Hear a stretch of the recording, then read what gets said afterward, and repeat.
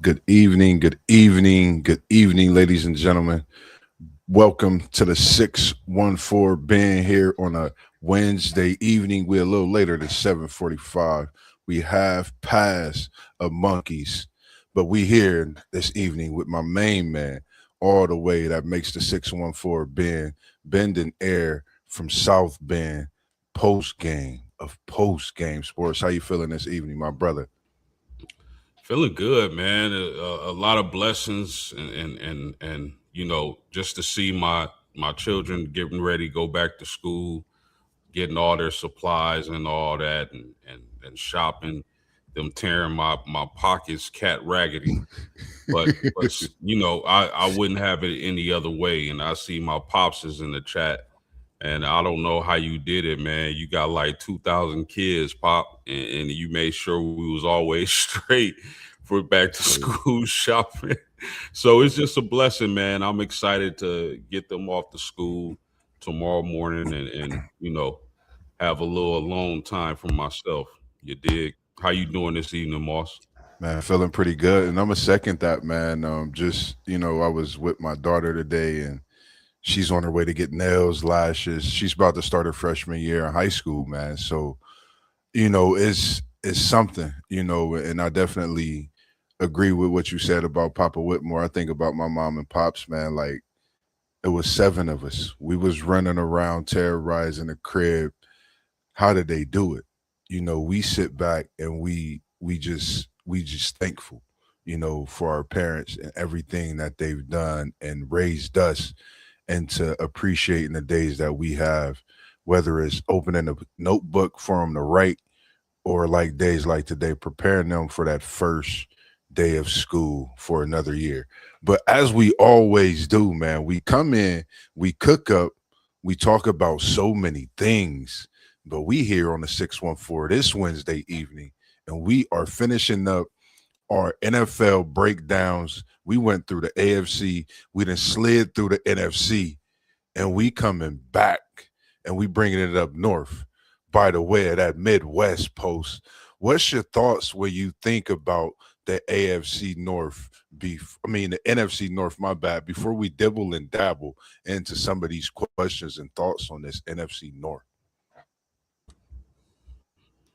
Extremely intriguing conference. The NFC North with Detroit, Green Bay, Minnesota, and of course Chicago. Man, that race finished like down to the last second. Chicago finishes 11-6, but 2-4 in the division. Green Bay 9-7-1, Minnesota 9-8, Detroit 9-8. Something really interesting about Detroit. They finished with a winning record, but they finished last in the North. That means Detroit should have an extremely favorable schedule this upcoming NFL season. And a lot of really good players in this division, man. This is probably, in my estimation, the toughest division to call in the NFL. Could we see a scenario where all four of these teams make the playoffs? It's possible. Yeah, I agree with you. I think it's so very possible. It was a lot of things I was thinking about when you think of the NFC North, me being an AFC North guy, seeing how the battles are in that division. I think this NFC North is the toughest division this year. Like you said, Chicago came out on top, being at the bottom and having a winning way this year, and they say their schedule is very favorable. So when you think of Chicago, can they win this back-to-back crown in the North? Can Detroit come in and dethrone them and head to a road, headed towards LA? It's a lot of questions. Can Jordan Love lead a Green Bay team? There's thoughts of Murray reincarnating himself, and he got jealous over there in Minnesota amongst a few weapons. So it's definitely a lot of players and some definite injuries in this division. And we'll get to those as well as we dibble and dabble into some of those questions. And not to cut to the chase, post, we're gonna go ahead and talk about that team. We're gonna talk about those Detroit Lions. When you think about the Lions, you think of so many great things, a great city. when you think of football, they packed this stadium. Barry Sanders, Herman Moore back in the day, Megatron. I mean, you name it. Detroit has been a part of every sport, but this here football, what's your thoughts? Will the Lions get to the championship? Among some of the questions we have, and I'm gonna start with that. Will the Detroit Lions get to the NFC Championship? Yes, sir. Man, my goodness, Moss. They very well can. They have the talent to do so. They do bring in a new offensive coordinator. I want to see how that works because he has a lot of pieces to play with. And they should have an explosive offense yet again this upcoming season. And then I think they play in a lot of dome games this season as well. And like I mentioned in the intro, they'll have a softer schedule just from them finishing last in the division last year. So I think that's going to help them a lot. Man, this is such a tough division to call. I don't think they're going to make the NFC Championship game this year. Yeah, I got a lot of questions with this team. I know we're enamored with Gibbs, with Amara, and guys like that. Super talented roster. I'm more concerned about their defense on the defensive side of the ball. I know they got Hutchinson from Michigan. That dude is all world when it comes to the defensive end position, just a stud.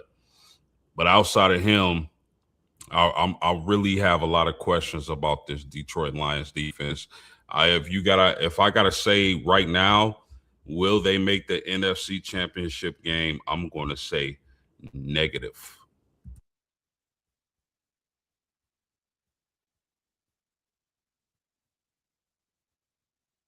You must be in the back of my skull on your breakdown, because, like Unc said yesterday, Mossberg, you must be in my thoughts. And when you say defense, Aiden is a monster, like you said, an all-out stud.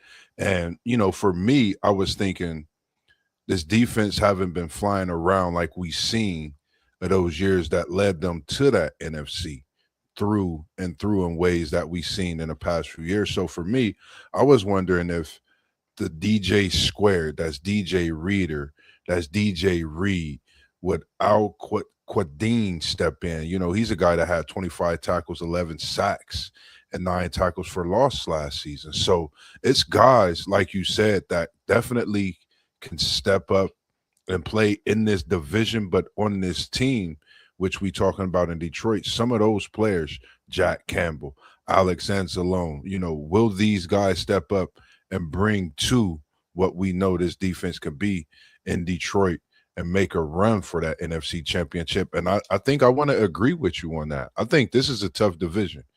We don't know what we're going to get out of a Chicago team, and we'll get to them as well. And as well, you think of Green Bay, you think of Minnesota. So, respectively, this Detroit team does have some weapons.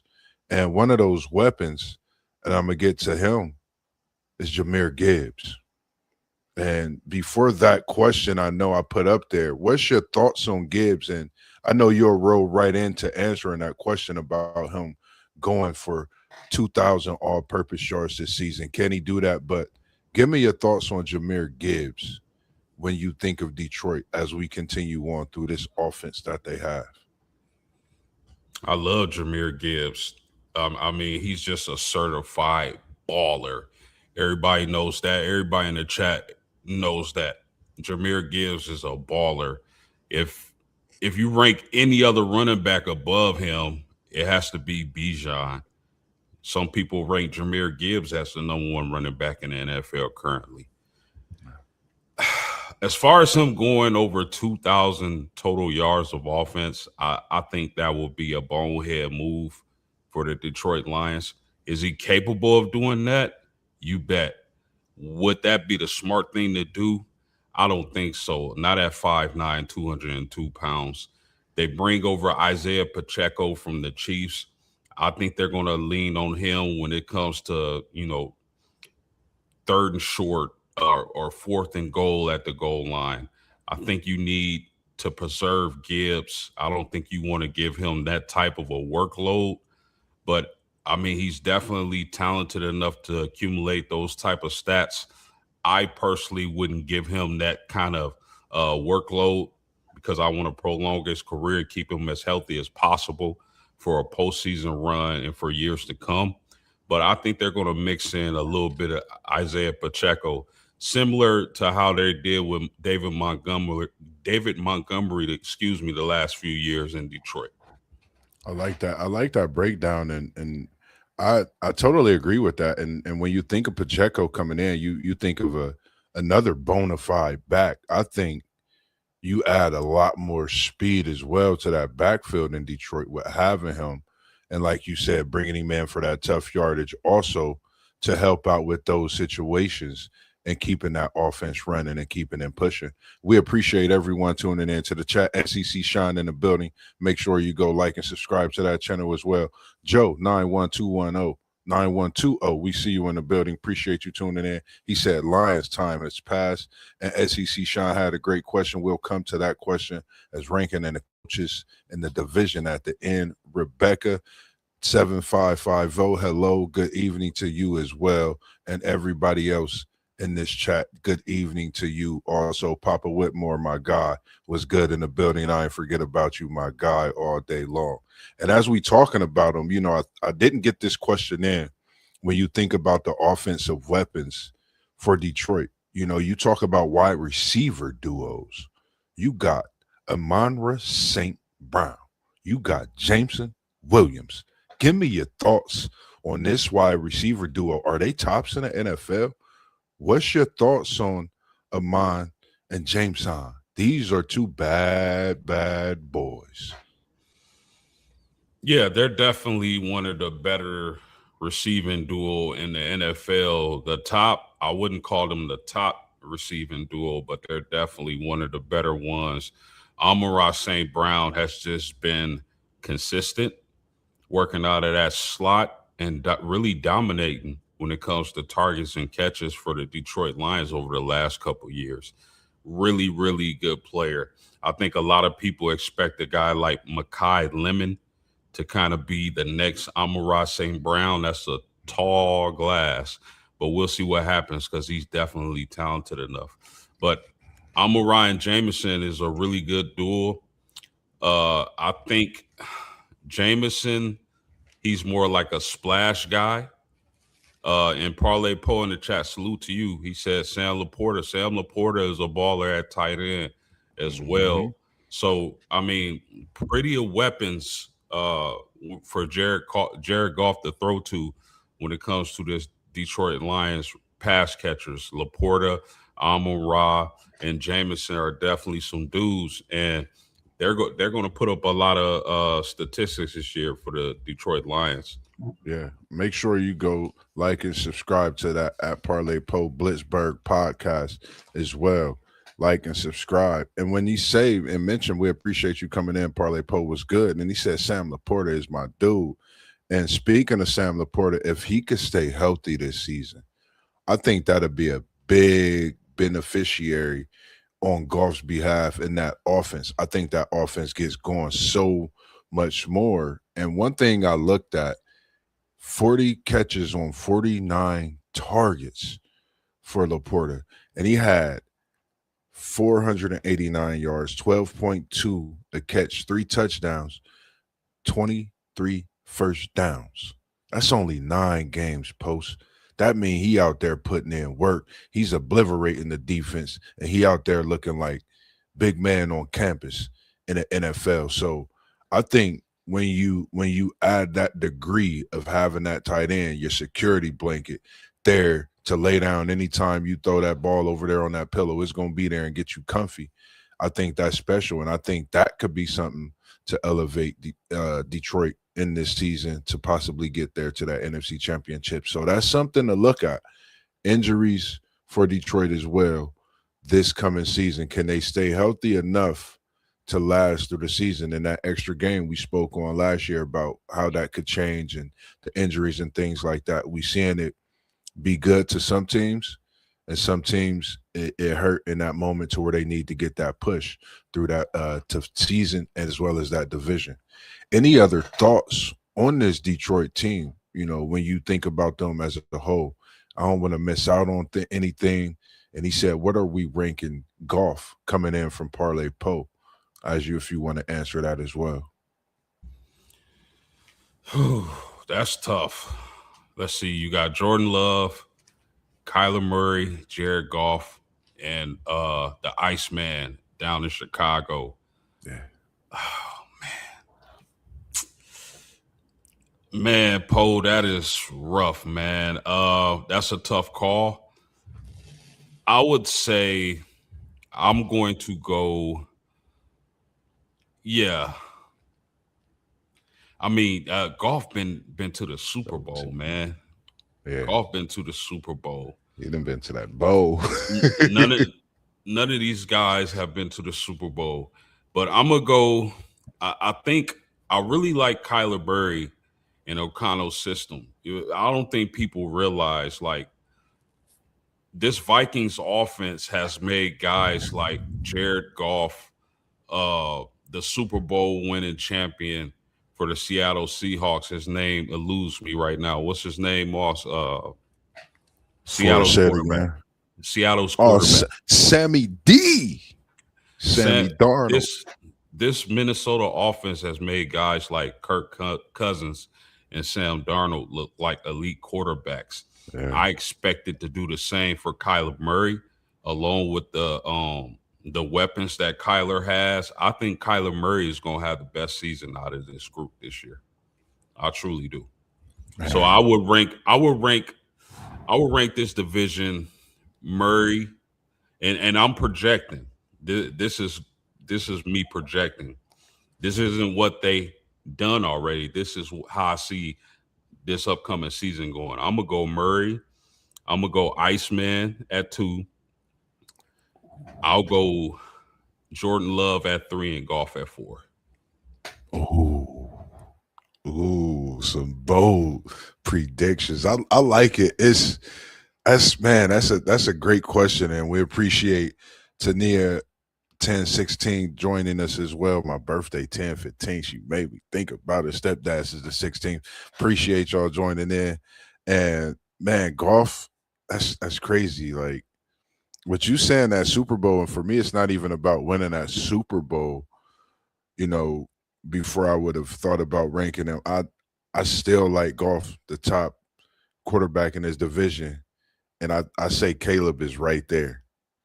And I respect Kyler Murray just having these seasons that he had in the past. I think keeps me from putting him at 2. And Jordan Love is kind of having, I'm thinking about is there a possible trade looming sometime in the next year or so? I don't know because he hasn't had the best, and then them injuries do, hurt a lot. So I'm gonna say Golf. I'm gonna go Caleb icing things at 2. I'm gonna go Jordan, and then I'm gonna go Murray. Cause I still I like Kyler Murray. I've always liked him, but I like Jordan Love too, and it's just ranking on myself. I'm gonna go Golf, Caleb, Jordan Love, and then Murray. That's just me. Then SEC Sean, he came in with another great question. He said, does Detroit have the best offensive weapons as a whole with wide receiver, running back, tight end, and tight end? I think he meant QB. QB, yeah, because he put it after that. I think. Well, let's look at it. Kyler Murray has Justin Jefferson. Jordan Love has Christian Watson, Golden, and those guys. Yeah, I think Detroit has the best weapons. I would agree with that. The problem for Detroit is that defense, in my opinion. How good would their defense be? Because Amon-Ra, Jameson, Jahmyr Gibbs, Sam Laporta, those dudes are going to ball. I don't think anybody questions that. It's the defense for me. Yeah.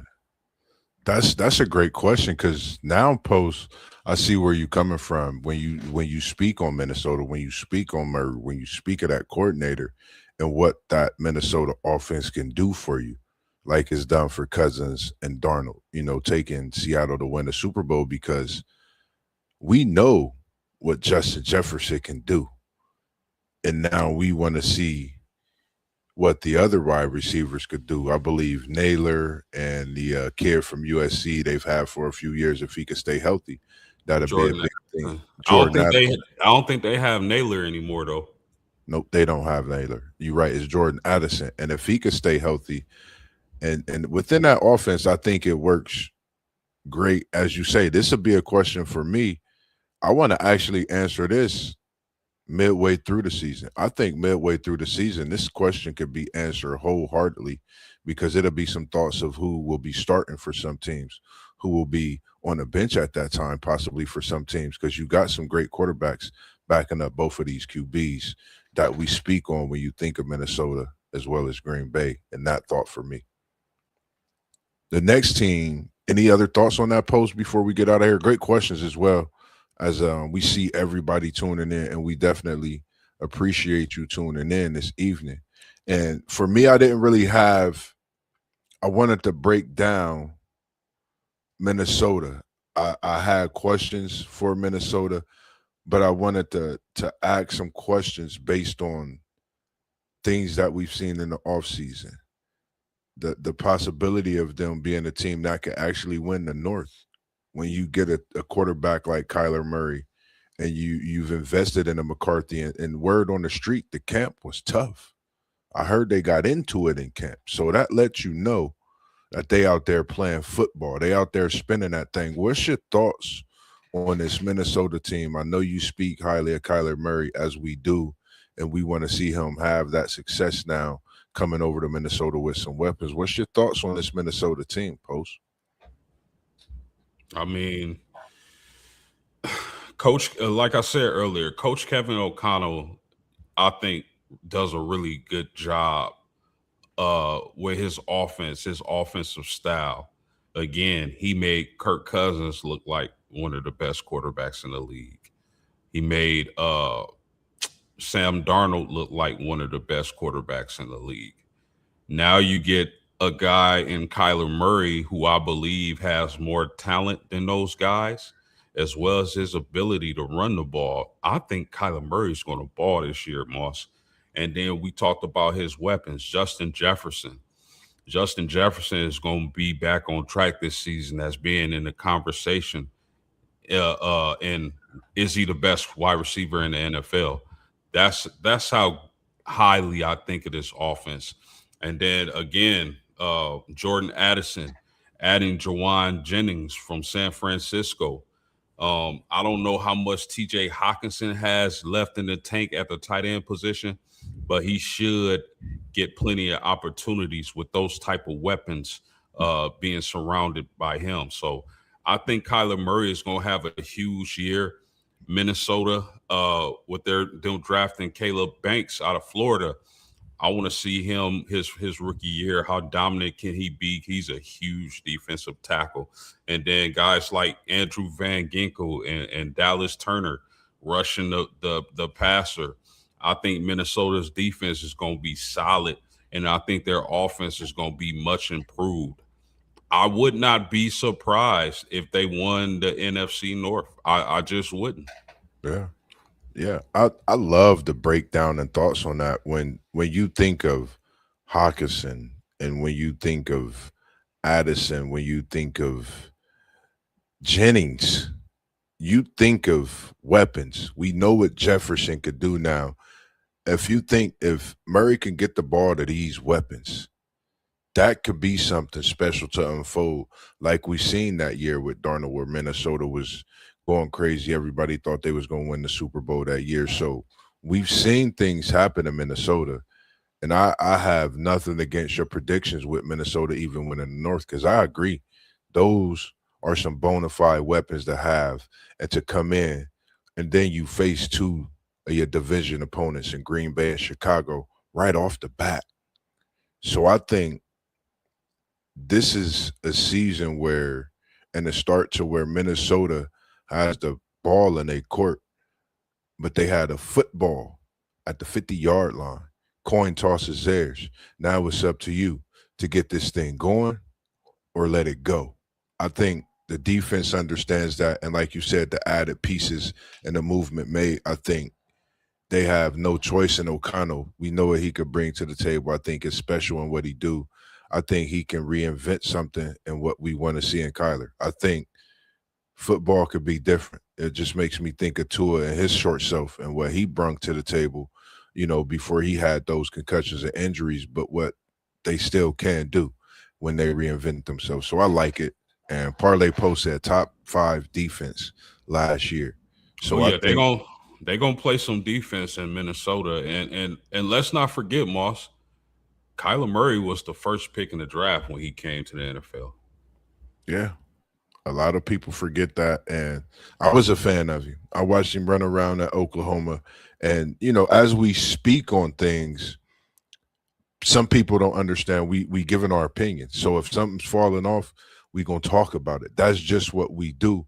But we congratulate the success even there within. So we want to see him be great, but it's tough for us sometimes to speak on when he's not doing great. But we love it, we do it, and we always want to see him doing great and what they do. So it would definitely be great.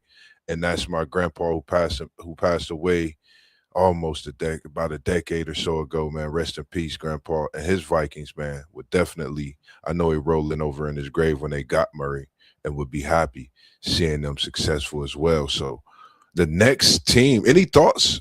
Any other thoughts on this Minnesota team? Because it's a lot of talks, as some people don't have them really fighting for the division. But I like your thoughts, and when you talk on that offense, and like Parlay Post said, and you said as well, that top 5 defense.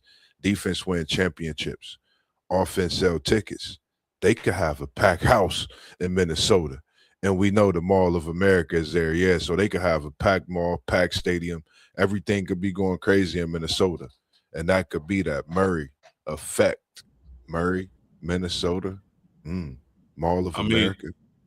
I don't see why people think it's far fetched for Minnesota to compete for the division title this year. They finished 9-8 last year with terrible quarterback play. Yeah. I expect them to take a step forward in quarterback play. They still have a really good defense, just solid, man. Those guys just fly around and hurt people. But you got Justin Jefferson, man, Jordan Addison. The running back position, a slight downgrade from the rest of the running backs when you talk about an older, injury prone Aaron Jones. So I mean, I think Minnesota is definitely going to compete for the division, man. It's going to be close. Like I said, they finished 9-8 last year, right in the thick of things. And last year they had terrible quarterback play. Don't sleep on the Vikings. Yep. And Joe 9120, we appreciate you tuning in again. He said Brian Flores, SEC Sean. That division is going to be close to the end of the season. Yes, sir. It's going to be a tight one. I think it could possibly be just as tight as it was last year, but it may be a couple of teams post. It might be a Minnesota that stand out and have them couple game leads battling with Detroit. You just don't know. Maybe Chicago, Minnesota, and Detroit. It may be all 4 of them, like you said.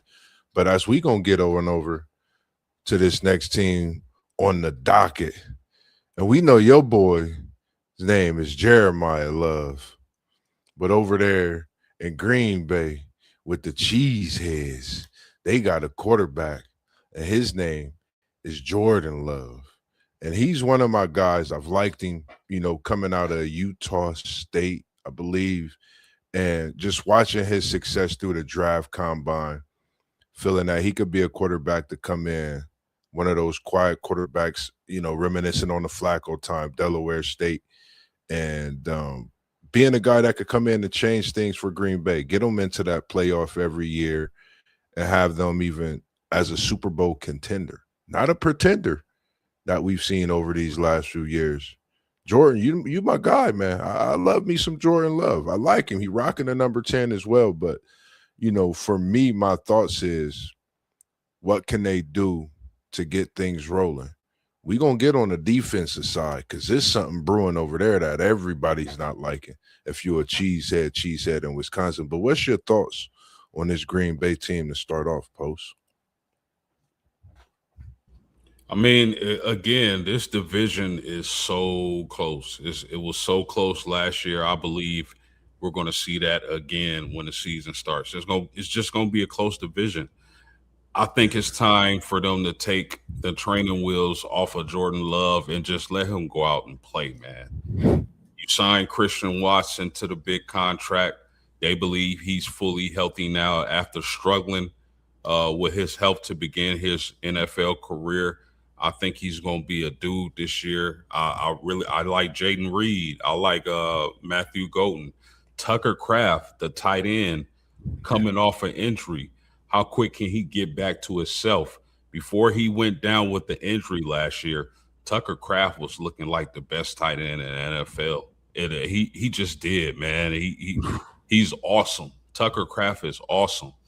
Now there are some concerns with Josh Jacobs and his legal troubles. Could a suspension be looming? Uh, he's already a little bit banged up.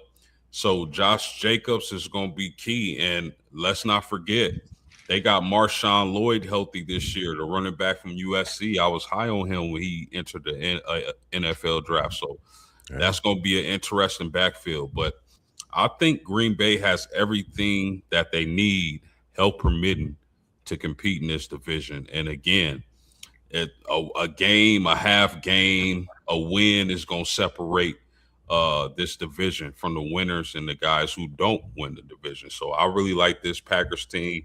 It's time to unleash Jordan Love. I think he can get the job done. This is the guy y'all handpicked to replace Mr. Rogers. Let him play football. I agree. And you said Mr. Rogers. We're in Mr. Love's neighborhood in Green Bay. Unleash the beast, as you just said, Post. I think he's a special quarterback when he's out there just humming to the beat, doing his thing, being at the helm, a la like a Peyton Manning or Tom Brady, and even today's Joe Burrow. How they do things behind that football at that center position when they behind it, snapping the ball, adjusting the line. I think he definitely can be something special.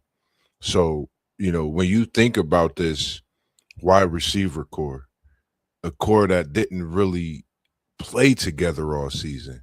That was the thing that we didn't get blessed to see in Green Bay. Love healthy, the whole offense healthy.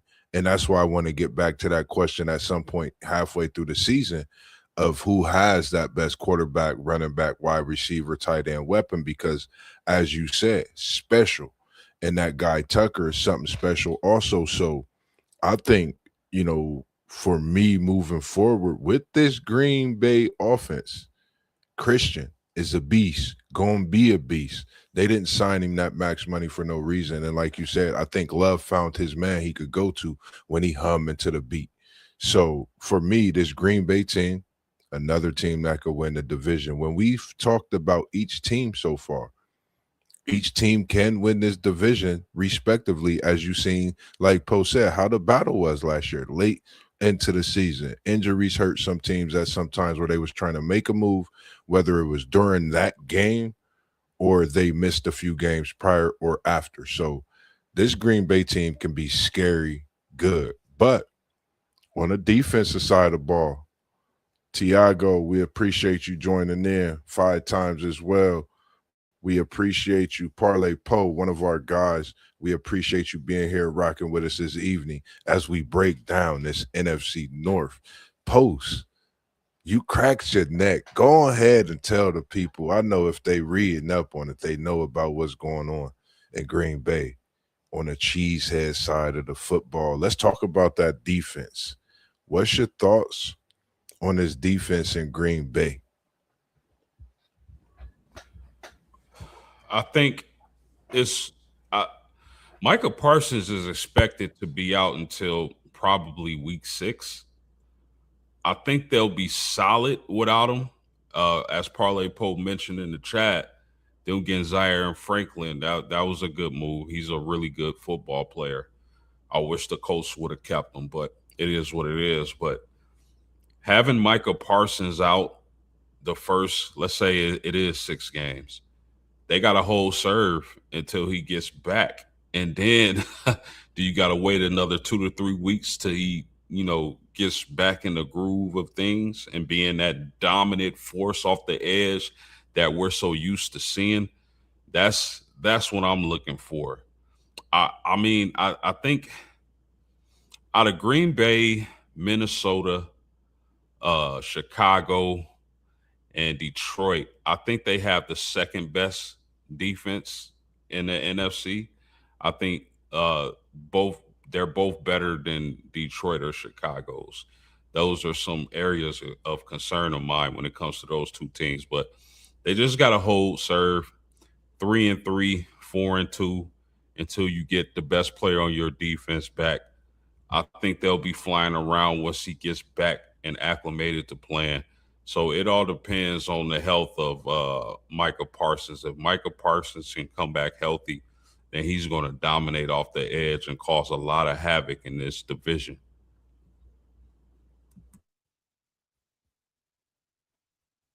That was my biggest thing for me. Seeing that he would be out, would that be, a devastating blow early, or would that be a good blow to prepare him for the push through that next 10 and maybe, 15 games, depending on where they at playoff and moving forward? I think, Micah Parsons for me is a great addition. With him being hurt, I think we're gonna be able to see who's who on the defensive side of the ball for the Green Bay Packers. Who can step out, who can really break through and say, "Hey, I'm here. I'm not just a cheeseheads. I'm in here playing in Wisconsin, so we could do something special, and we could keep this going.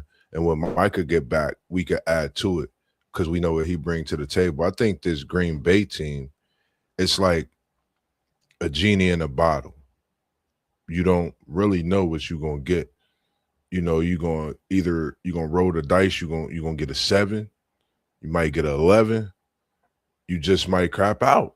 You just don't know. And that's that 7-11 rolling off that dice on the first roll. But when you get your point and you don't hit, it's because you be in Green Bay, which we don't know, which is that genie in the bottle. So if they could stay healthy, I think this is also, I think, a team that can really be scary. And like you said, at every level, they have weapons. And we know how Josh Jacobs could be. But you said that running back from USC, and I've been watching this kid. I think he's waiting for the opportunity. And if that opportunity presents itself post, you spoke it into existence again and again. And why not it happen? Because ain't nothing wrong with it. He just doing what we seen as a fatal attraction to some people that have feel what he's doing, running that ball and busting loose, getting to that end zone. I think the kid's specially talented, and you've been saying it since day one when you've seen him and you've brought it to fruition. So I think it's only right to see two backs in Green Bay and having him as a feature. If things can't go JJ's way, won't be bad. So for me, I think Green Bay stay healthy, Micah Parsons come back, and things is rolling on the defense. Green Bay could definitely be a team, as we spoke before, that could win the division. That could make a move. That could possibly be here in the NFC Championship. This is a tough division. And getting through this division, you battle tested for a playoff run and a playoff push to get to the LA, to get to the championship. So I like the odds even of one of these teams out of the NFC North coming out and playing in the NFC Championship as well. That's a good thing to think about. Any other thoughts on this Green Bay team before we get to the next and final team on the docket this evening, Post? And do we got any Chi-Town fans in the building this evening? Any Chi-Town fans in the evening? Because we going to Chi-Town. You called him the Iceman, and we not talking Gervin, right? We talking Caleb Williams and the Chicago Bears winning the North last year. You know, as Papa said, the Bears. My question, you know, I don't think nobody really seen them coming in and doing what they did last year. Many would say they came in and finessed the North. I think they just came in and did what they did. They played great football. We've seen Caleb Williams come into his own. What's your thoughts on this Chicago Bears team post? I think who is really very, very scary. And a team that could really, for me, I really looked at it. They could really, if they get a hold on it, they could win this division for a few years in a row. Yeah, I mean, when I first of all, when you talk about the Iceman, Caleb Williams, he was also in a legal battle with George Gervin over that name during the offseason. He's trying to trademark the Iceman. Mhm. Um, there's only one Iceman though, but for fun, I call Caleb Williams the Iceman. He still has a lot yet to prove, but I like his trajectory. I like what I've seen from Caleb. I like the offensive style that the Chicago Bears play.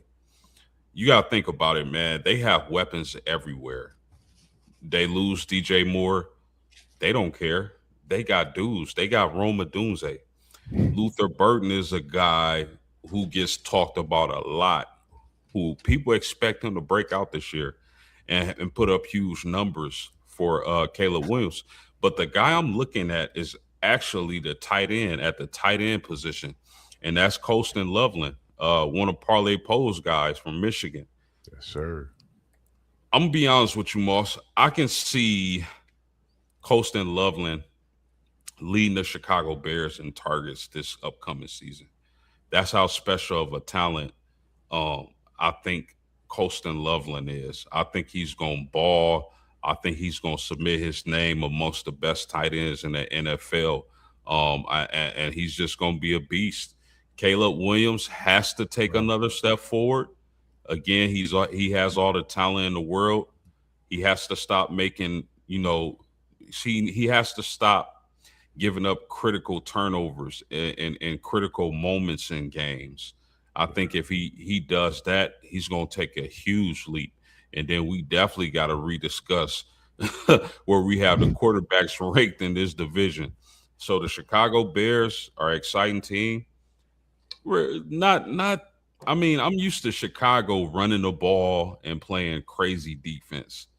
This team seems to be on a trajectory to be an offensive juggernaut. So Yeah. I'm excited about the Bears. They got a couple players on defense, but I don't think their defense is dominant. Not quite yet. I love the talk that you just broke down and gave it to him fresh, man. I love that. And we got the comments coming in. Parlay Poe, Ben Johnson, he said is a guru.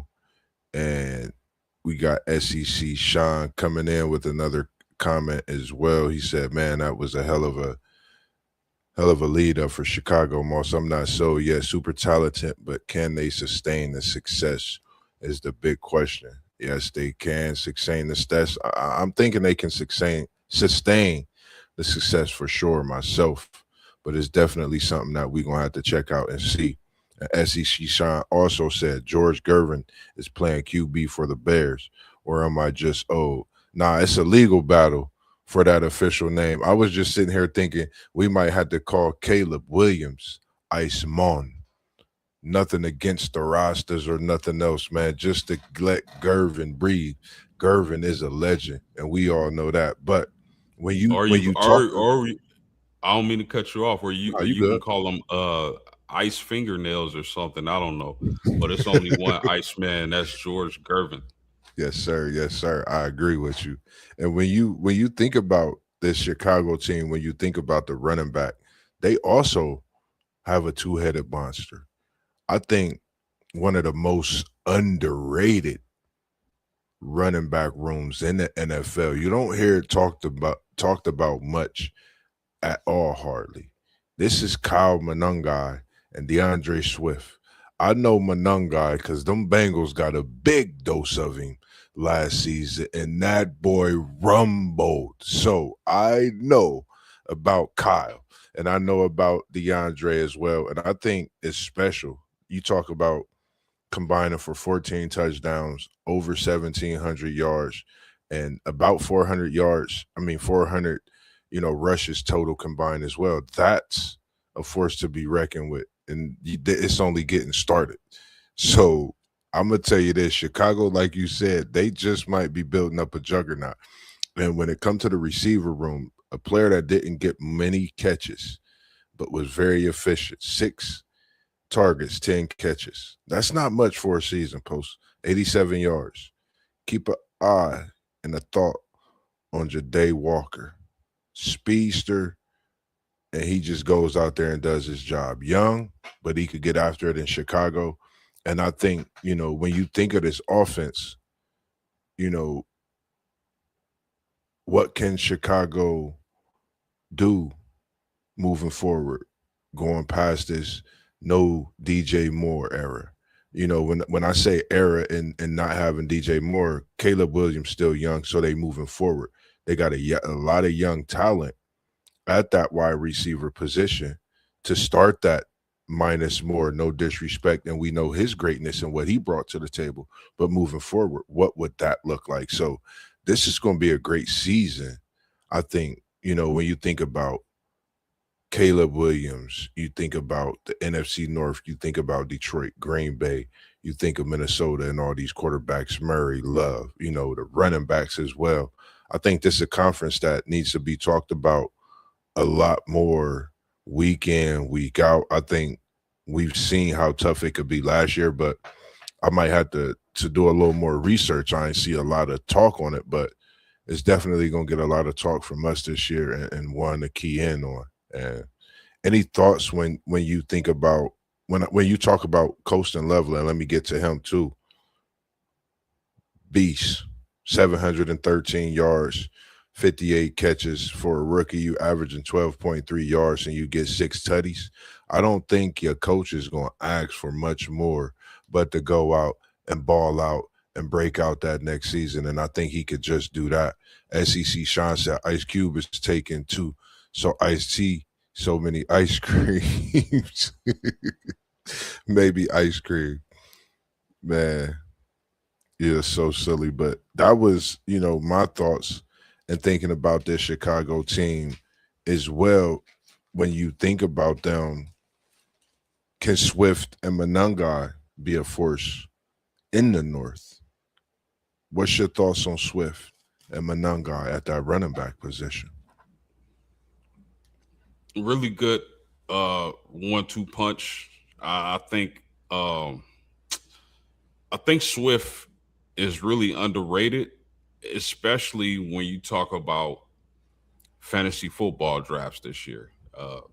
DeAndre Swift is one of the better running backs in the NFL, if you ask me. And then Kyle Monangai being able to spell him, I think they definitely have one of the better 1-2 punches in the division. And it's going to be exciting to see this running game because when you got weapons like a Dunze, uh, and Burton and Colston, the defense has to key in on those guys because they know Williams can turn around, play action, bring that ball up, and he gunning downfield with those weapons. So again, losing DJ Moore, I think DJ Moore is in a better situation now, but Chicago doesn't care because they're really excited for their young pass catchers. But Yeah, the two running backs, I think, super solid. I like that breakdown. And like you said, I think they totally invested in this young core, building something for the future. And it's just special. Like you said, when you think of Kyle, get back to spell. But Caleb, year 3. What's your thoughts on Caleb in year 3 at SEC? Sean, we gonna come at you, and you got so many great LOLs coming through the chat this evening. We appreciate you tuning in.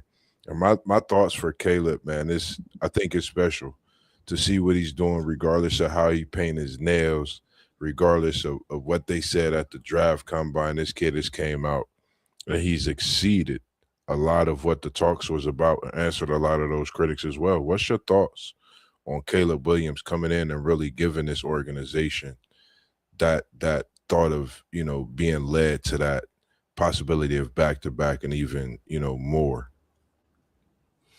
He just has to keep maturing. he's going to keep maturing and getting better. He has a lot of talent. I mean, he went first overall in the draft with Jaden Daniels and Drake May. So we know he's super talented.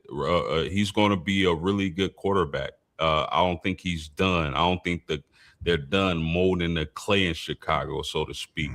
But we see the potential. We see the flashes. Winning the NFC North last year, although it's extremely close, was not a small feat. And I just think Caleb Williams is gonna cook this year, bro. We went over the weapons, Colston Loveland, Roma Dunze. Those guys are gonna have big years, in my opinion. So Caleb Williams is in a really good position. He just needs to keep developing and not make turnovers in critical junctures of games. Now, for me, when we ask ourselves what will the defense do, we've spoke a lot on that offense. It's really not weapons. It was more so for me like a unit that I seen out of Chicago, and we know the city of Chicago. It's about unity, about togetherness. Those things make the city go in a lot of ways as well. So I looked at the fact as a team, you had 35 sacks, 66 tackles for loss, 23 interceptions, and 75 passes defended. That's a big deal. And to win a division, okay, we understand why. Because you played as a committee, and it was like a village raising that child in Caleb Williams, knowing what they had to do on the defensive side for him to get that offense going and clicking. And I think if we see that same thing this year and those stats increase on the Bears' defensive behalf, I think we could see something special, like you just said, out of Caleb. And I know we all have seen him spin that thing as parlay post say back at the Coliseum. But now for him to be doing it in Chi-Town in front of thousands on thousands every Sunday at the next level, the NFL, I think is special as we watch him grow and continue. So my thoughts is that I think this defense, you've added Oregon safety as a rookie, Dylan. He will be in that secondary. And then you got Xavier Thomas, the wide receiver out of LSU.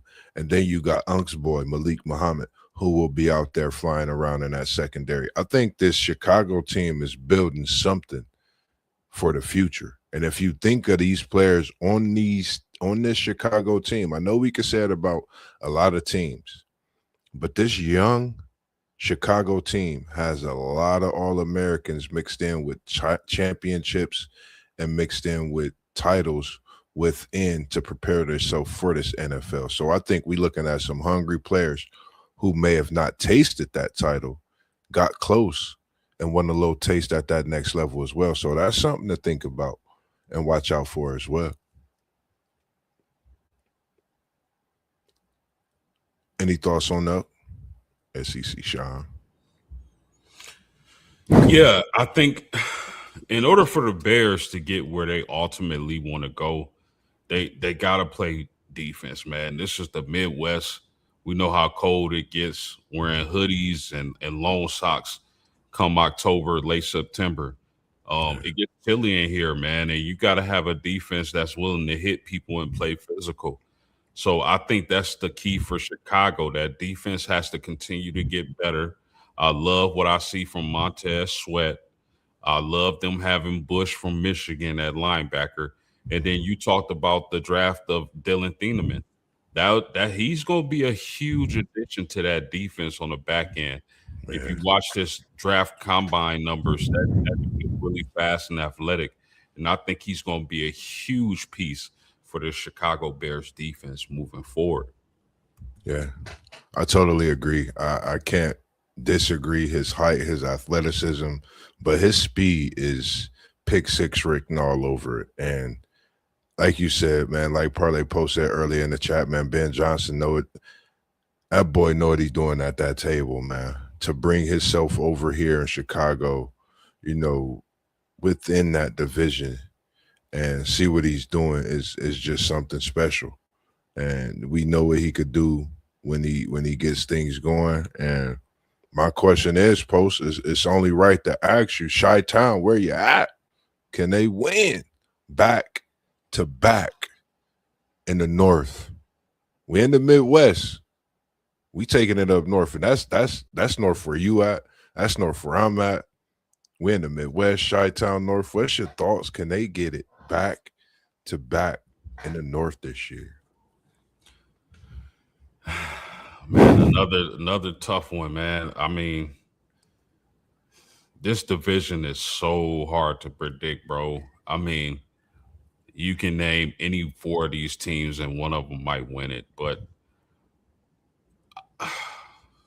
man, that offense is gonna be so electric. I mean, if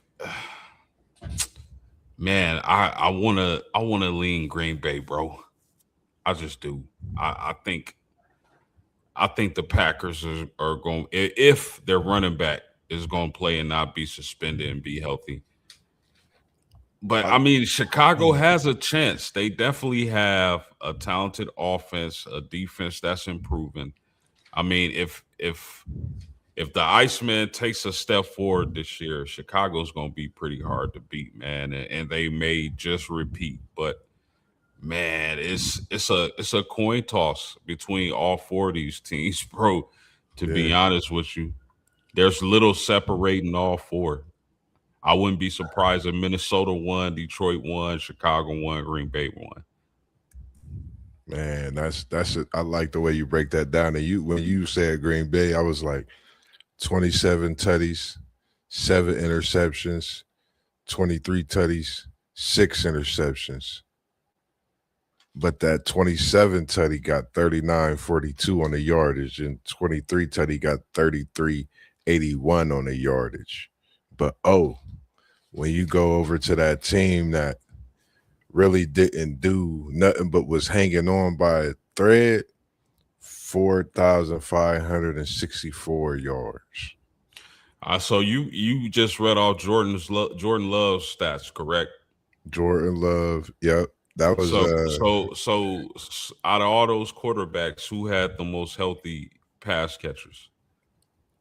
Or that's last year? crazy. That's crazy work too. Remember, Jordan Love lost Kraft. He lost Tucker Kraft. Yeah. It was what's the name? I believe Golf had the most healthy with having Amon and Jameson and what's the name? I think he had the most healthy. But the crazy thing is that Caleb, that 27-7 with that 39-42. That's crazy. Like I'm saying right now, Post, because I don't think I picked one. Back to back Chicago. And this might be the first time they went back to back since Michael Jordan. Post. And we ain't even talking no basketball. I'm gonna give Chicago back to back in this division on the success of what they've been able to do from the management standpoint. I'm talking up top all the way through draft process and everything. Like you just said, Thieneman, I think is going to be a big key. Malik as well. I think the additions of what they added in that rookie class and what they have at this young core, I think they hungry. I You think know what? there's, yep, go ahead. You know what, Moss? I'm not gonna straddle the fence. I'm gonna call my shot. This is what we're here to do. Vikings. I'm picking the Vikings to win this division this year. I I like it. think Kyler Murray is going to ball under Kevin O'Connell and his system. Justin Jefferson is going to be right back in the conversation for WR1 in the whole entire NFL. There you have it. You got many. I got Chi-Town, man. Respectably. I like it. I like it. We said it here first. I'm gonna make sure you get that, clip me and post on that, man, with our talk on that. SEC Sean, you said who you got? Minnesota wins it. Kyler's going to make major noise. Two for Minnesota. If you in the chat, who gonna win the North on the NFC side? Parlay Po, if you're still in the building, holla at us. But we are getting up close. We are counting it down to that final 1 hour that we are approaching 14:13. We getting close to that hour. Any thoughts as we done broke down this North? We gonna come in because we got still a few weeks till the season begin. We gonna come right back and get your takes and thoughts on who's who has these stats, who's your top receiver duo, who's your top interception leader. We gonna hit you with some little things before the season start and get your predictions and what you think could possibly be and see if they come to fruition as well, because we always making those great predictions before the season and like to see what comes about as the season progresses. Post that mic is popping and like popcorn on a Friday night. I can tell you that. Anything else you guys say for to the people this evening, Post?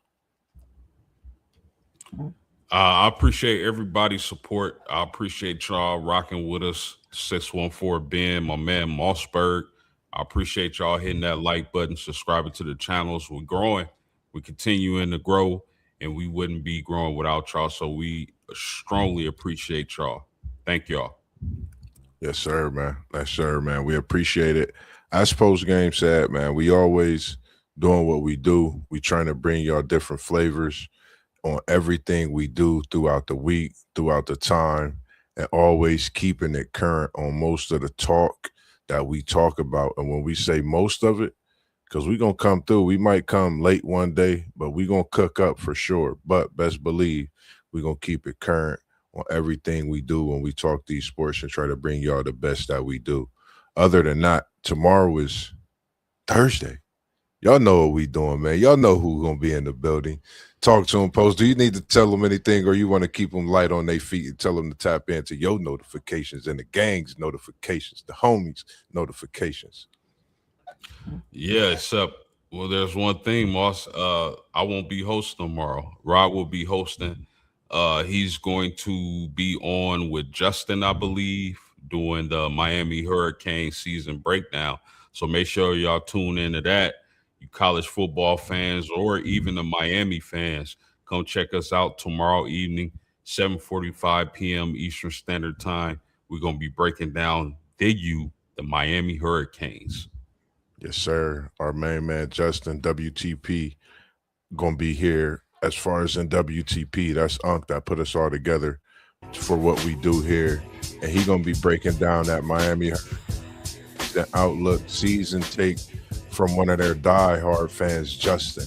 So make sure you stay locked into all your notifications every day of the week. And make sure you tune in to Level Up Sports 10 on Instagram as well. I'm dropping a lot of edits. I'm dropping a lot of different things. KT's Good Eats.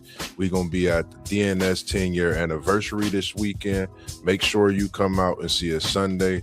Support us in everything you do, everything we do as well, because we're going to be coming and sitting at a table near you. But to Northland High School, I can't wait to be there Football Friday nights this season. Good luck this Friday as you will face your first opponent this coming Friday, and that will be at Columbus Academy at 7 p.m.